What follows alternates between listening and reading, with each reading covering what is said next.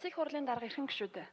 Монгол Улсын засгийн газраас 2021 оны 5 дугаар сарын 12-ны өдөр Улсын их хурл өргөн мэдүүлсэн хуульчин эрх зүйн байдлын тухай хуулийн шинжилсэн найрлагын төсөл болон хамт өргөн мэдүүлсэн хуулийн төслүүдийг үзэл баримтлалын хүрээнд хил зэгсэх асуудлыг Улсын их хурл 2021 оны 5 дугаар сарын 19-ны өдрийн чуулганы нэгдсэн уралдаанаар хэлсэн шийдвэрлэж анхны хэлцүүлэгт бэлтгүүлэхээр хууль зүйн мянган орон шилжүүлсэн. Монгол Улсын ерөнхийлөгчийн тухай хуулийн 12 дахь зүйлийн 18 дахь хэсэгт Монгол Улсын ерөнхийлөгч шүүхийн ерхий зөвлөлийн дарга гишүүдийг томилж чөлөөлөхөөр зохицуулсан нь Монгол Улсын шүүхийн тухай хуультай зөрчил бий болгоод байгаа тул хууль хоорондын зөрчлийг арилгахаар Монгол Улсын ерөнхийлөгчийн тухай хуульд өөрчлөлт оруулах тухай хуулийн төслийг өргөн мэдүүлсэн байна. Байнгын хороо 2021 оны 10 дугаар сарын 19-ны өдрийн уралдаанаараа хуульчин эрх зүйн байдлын тухай хуулийн шинжилсэн найрлагын төсөлтэй хамт өргөн мэдүүлсэн Монгол Улсын ерөнхийлөгчийн тухай хуульд өөрчлөлт оруулах тухай хуулийн төслийн анхны хэлэлцүүлгийг Монгол Улсын их хурлын чуулганы уралдааны дэгийн тухай хуулийн 39 дугаар зүйл заасны дагуу явуулж хуулийн төслийг зүйл бүрээр хэлэлцсэн болно.